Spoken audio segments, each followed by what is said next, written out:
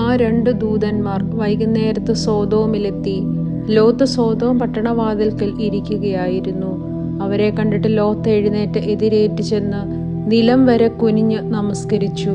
യജമാനരെ, അടിയന്റെ വീട്ടിൽ വന്ന് നിങ്ങളുടെ കാലുകളെ കഴുകി പാർപ്പിൻ. കാലത്തെ എഴുന്നേറ്റ് നിങ്ങളുടെ വഴിക്ക് പോകുകയുമാകാം എന്ന് പറഞ്ഞതിന്, അല്ല, ഞങ്ങൾ വീഥിയിൽ തന്നെ പാർക്കും എന്ന് അവർ പറഞ്ഞു. അവൻ അവരെ ഏറ്റവും നിർബന്ധിച്ചു. അപ്പോഴവർ അവന്റെ അടുക്കൽ തിരിഞ്ഞ് അവന്റെ വീട്ടിൽ ചെന്നു. അവൻ അവർക്ക് വിരുന്നൊരുക്കി. പുളിപ്പില്ലാത്ത അപ്പം ചുട്ടു. അവർ ഭക്ഷണം കഴിച്ചു. അവർ ഉറങ്ങുവാൻ പോകും മുമ്പേ സോദോം പട്ടണത്തിലെ പുരുഷന്മാർ സകല ഭാഗത്തു നിന്നും ആബാലവൃദ്ധം എല്ലാവരും വന്ന് വീട് വളഞ്ഞു. അവർ ലോത്തിനെ വിളിച്ചു, ഈ രാത്രി നിന്റെ അടുക്കൽ വന്ന പുരുഷന്മാർ എവിടെ? ഞങ്ങൾ അവരെ ഭോഗിക്കേണ്ടതിന് ഞങ്ങളുടെ അടുക്കൽ പുറത്തു കൊണ്ടുവാ എന്ന് അവനോട് പറഞ്ഞു. ലോത്ത് വാതിൽക്കൽ അവരുടെ അടുക്കൽ പുറത്തു ചെന്നു കതക അടച്ചും വെച്ചു. സഹോദരന്മാരെ, ഇങ്ങനെ ദോഷം ചെയ്യരുതേ. പുരുഷൻ തൊടാത്ത 2 പുത്രിമാർ എനിക്കുണ്ട്. അവരെ ഞാൻ നിങ്ങളുടെ അടുക്കൽ പുറത്തു കൊണ്ടുവരാം. നിങ്ങൾക്ക് ബോധിച്ചതുപോലെ അവരോട് ചെയ്തു കൊള്ളുവീൻ. ഈ പുരുഷന്മാരോട് മാത്രം ഒന്നും ചെയ്യരുതേ. ഇതിനായിട്ടല്ലോ അവർ എൻ്റെ വീട്ടിൻ്റെ നിഴലിൽ വന്നത് എന്ന് പറഞ്ഞു. മാറി നിൽക്കുക എന്ന് അവർ പറഞ്ഞു. ഇവൻ ഒരുത്തൻ പരദേശിയായി വന്ന് പാർക്കുന്നു, ന്യായം വിധിപ്പാനും ഭാവിക്കുന്നു. ഇപ്പോൾ ഞങ്ങൾ അവരോട് ഭാവിച്ചതിലധികം നിന്നോട് ദോഷം ചെയ്യും എന്നും അവർ പറഞ്ഞ് ലോത്തിനെ ഏറ്റവും നീക്കി വാതിൽ പൊളിപ്പാൻ അടുത്തു. അപ്പോഴാ പുരുഷന്മാർ കൈ പുറത്തോട്ട് നീട്ടി ലോത്തിനെ തങ്ങളുടെ അടുക്കൽ അകത്ത് കയറ്റി വാതിലടച്ചു. വാതിൽക്കലുണ്ടായിരുന്ന പുരുഷന്മാർക്ക് ആബാലവൃദ്ധം അന്ധത പിടിപ്പിച്ചു. അതുകൊണ്ട് അവർ വാതിൽ തപ്പി നടന്ന് വിഷമിച്ചു. ആ പുരുഷന്മാർ ലോത്തിനോട്, ഇവിടെ നിനക്ക് മറ്റു വല്ലവരുമുണ്ടോ? മരുമക്കളോ പുത്രന്മാരോ പുത്രിമാരോ? ഇങ്ങനെ പട്ടണത്തിൽ നിനക്കുള്ളവരെയൊക്കെയും ഈ സ്ഥലത്ത് നിന്നും കൊണ്ടുപോയിക്കൊള്ളുക. ഇവരെക്കുറിച്ചുള്ള ആവലാതി യഹോവയുടെ മുൻപാകെ വലുതായി തീർന്നിരിക്കൊണ്ട് ഞങ്ങൾ ഈ സ്ഥലത്തെ നശിപ്പിക്കും. അതിനെ നശിപ്പിപ്പാൻ യഹോവ ഞങ്ങളെ അയച്ചിരിക്കുന്നു എന്ന് പറഞ്ഞു. അങ്ങനെ ലോത്ത് ചെന്ന് തൻ്റെ പുത്രിമാരെ വിവാഹം ചെയ്യുവാനുള്ള മരുമക്കളോട് സംസാരിച്ചു. നിങ്ങൾ എഴുന്നേറ്റ് ഈ സ്ഥലം വിട്ട് പുറപ്പെടുവീൻ. യഹോവ ഈ പട്ടണം നശിപ്പിക്കുമെന്ന് പറഞ്ഞു. എന്നാൽ അവൻ കളി പറയുന്നു എന്ന് അവൻ്റെ മരുമക്കൾക്ക് തോന്നി. ഉഷസായപ്പോൾ ദൂതന്മാർ ലോത്തിനെ ബദ്ധപ്പെടുത്തി, ഈ പട്ടണത്തിൻ്റെ അകൃത്യത്തിൽ നശിക്കാതിരിപ്പാൻ എഴുന്നേറ്റ് നിന്റെ ഭാര്യയെയും ഇവിടെ കാണുന്ന നിന്റെ 2 പുത്രിമാരെയും കൂട്ടിക്കൊണ്ടുപോയിക്കൊള്ളുക എന്ന് പറഞ്ഞു. അവൻ താമസിച്ചപ്പോൾ യഹോവ അവനോട് കരുണ ചെയ്യുകയാൽ ആ പുരുഷന്മാർ അവനെയും ഭാര്യയെയും 2 പുത്രിമാരെയും കൈക്ക് പിടിച്ച് പട്ടണത്തിൻ്റെ പുറത്തു കൊണ്ടുപോയി ആക്കി. അവരെ പുറത്തു കൊണ്ടുവന്ന ശേഷം അവൻ, ജീവരക്ഷയ്ക്കായി ഓടിപ്പോയിക്കൊള്ളുക, പിറകോട്ട് നോക്കരുത്, ഈ പ്രദേശത്തെങ്ങും നിൽക്കുകയുമരുത്, നിനക്ക് നാശം ഭവിക്കാതിരിപ്പാൻ പർവ്വതത്തിലേക്ക് ഓടിപ്പോവുക എന്ന് പറഞ്ഞു.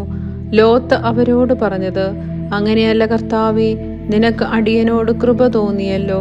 എൻ്റെ ജീവനെ രക്ഷിപ്പാൻ എനിക്ക് വലിയ കൃപ നീ കാണിച്ചിരിക്കുന്നു. പർവ്വതത്തിൽ ഓടിയെത്തുവാൻ എനിക്ക് കഴിയുകയില്ല, പക്ഷെ എനിക്ക് ദോഷം തട്ടി മരണം ഭവിക്കും. ഇതാ ഈ പട്ടണം സമീപമാകുന്നു, അവിടേക്ക് എനിക്ക് ഓടാം. ഇത് ചെറിയതുമാകുന്നു, ഞാൻ അവിടേക്ക് ഓടിപ്പോകട്ടെ, അത് ചെറിയതല്ലോ, എന്നാൽ എനിക്ക് ജീവരക്ഷയുണ്ടാകും. അവൻ അവനോട്, ഇക്കാര്യത്തിലും ഞാൻ നിന്നെ കടാക്ഷിച്ചിരിക്കുന്നു. നീ പറഞ്ഞ പട്ടണം ഞാൻ മറച്ചു കളയുകയില്ല. ബദ്ധപ്പെട്ട് അവിടേക്ക് ഓടിപ്പോക. നീ അവിടെ എത്തുവോളം എനിക്ക് ഒന്നും ചെയ്യുവാൻ കഴിയുകയില്ല എന്ന് പറഞ്ഞു. അതുകൊണ്ട് ആ പട്ടണത്തിന് സോവാർ എന്ന് പേരായി. ലോത്ത് സോവാരിൽ കടന്നപ്പോൾ സൂര്യൻ ഉദിച്ചിരുന്നു. യഹോവ സോദോമിന്റെയും ഗൊമോറയുടെയും മേൽ യഹോവയുടെ സന്നിധിയിൽ നിന്നും ആകാശത്തു നിന്ന് തന്നെ ഗന്ധകവും തീയും വർഷിപ്പിച്ചു. ആ പട്ടണങ്ങൾക്കും പ്രദേശത്തിന് മുഴുവൻ, ആ പട്ടണത്തിലെ സകല നിവാസികൾക്കും നിലത്തെ സസ്യങ്ങൾക്കും ഉന്മൂലനാശം വരുത്തി. ലോത്തിന്റെ ഭാര്യ അവന്റെ പിന്നിൽ നിന്നും തിരിഞ്ഞു നോക്കി ഉപ്പുതൂണായി ഭവിച്ചു. അബ്രഹാം രാവിലെ എഴുന്നേറ്റ് താൻ യഹോവയുടെ സന്നിധിയിൽ നിന്നിരുന്ന സ്ഥലത്ത് ചെന്നു. സോദോമിനും ഗൊമോറയ്ക്കും നേരെ, ആ പ്രദേശത്തിലെ സകല ദിക്കിനും നേരെ നോക്കി. ദേശത്തിലെ പുക തീച്ചൂളയിലെ പുക പോലെ പൊങ്ങുന്നത് കണ്ടു.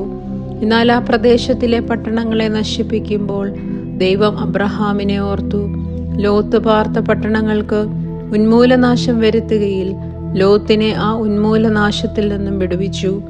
അനന്തരം ലോത്ത് സോവാർ വിട്ടുപോയി. അവനും അവൻ്റെ 2 പുത്രിമാരും പർവ്വതത്തിൽ ചെന്ന് പാർത്തു. സോവാരിൽ പാർപ്പാൻ അവൻ ഭയപ്പെട്ടു. അവനും അവൻ്റെ 2 പുത്രിമാരും ഒരു ഗുഹയിൽ പാർത്തു. അങ്ങനെയിരിക്കുമ്പോൾ മൂത്തവൾ ഇളയവളോട്, നമ്മുടെ അപ്പൻ വൃദ്ധനായിരിക്കുന്നു, ഭൂമിയിൽ എല്ലായിടവും ഉള്ള നടപ്പ് പോലെ നമ്മുടെ അടുക്കൽ വരുവാൻ ഭൂമിയിൽ ഒരു പുരുഷനുമില്ല. വരിക, അപ്പനാൽ സന്തതി ലഭിക്കേണ്ടതിന് അവനെ വീഞ്ഞു കുടിപ്പിച്ച് അവനോടുകൂടെ ശയിക്കുക എന്ന് പറഞ്ഞു. അങ്ങനെ അന്ന് രാത്രി അവർ അപ്പനെ വീഞ്ഞു കുടിപ്പിച്ചു. മൂത്തവൾ അകത്ത് ചെന്ന് അപ്പനോടുകൂടെ ശയിച്ചു. അവൾ ശയിച്ചതും എഴുന്നേറ്റതും അവൻ അറിഞ്ഞില്ല. പിറ്റേന്നാൾ മൂത്തവൾ ഇളയവളോട്, ഇന്നലെ രാത്രി ഞാൻ അപ്പനോടുകൂടെ ശയിച്ചു, നാം അവനെ ഇന്ന് രാത്രിയും വീഞ്ഞു കുടിപ്പിക്കുക. അപ്പനാൽ സന്തതി ലഭിക്കേണ്ടതിന് നീയും അകത്ത് ചെന്ന് അവനോടുകൂടെ ശയിക്ക എന്ന് പറഞ്ഞു. അങ്ങനെ അന്ന് രാത്രിയും അവർ അപ്പനെ വീഞ്ഞു കുടിപ്പിച്ചു. ഇളയവൾ ചെന്ന് അവനോടുകൂടെ ശയിച്ചു. അവൾ ശയിച്ചതും എഴുന്നേറ്റതും അവൻ അറിഞ്ഞില്ല. അങ്ങനെ ലോത്തിന്റെ 2 പുത്രിമാരും അപ്പനാൽ ഗർഭം ധരിച്ചു. മൂത്തവൾ ഒരു മകനെ പ്രസവിച്ചു. അവന് മോവാബ് എന്ന് പേരിട്ടു. അവൻ ഇന്നുള്ള മോവാബ്യർക്ക് പിതാവ്. ഇളയവളും ഒരു മകനെ പ്രസവിച്ചു. അവന് ബെൻ അമ്മി എന്ന് പേരിട്ടു. അവൻ ഇന്നുള്ള അമ്മോന്യർക്ക് പിതാവ്.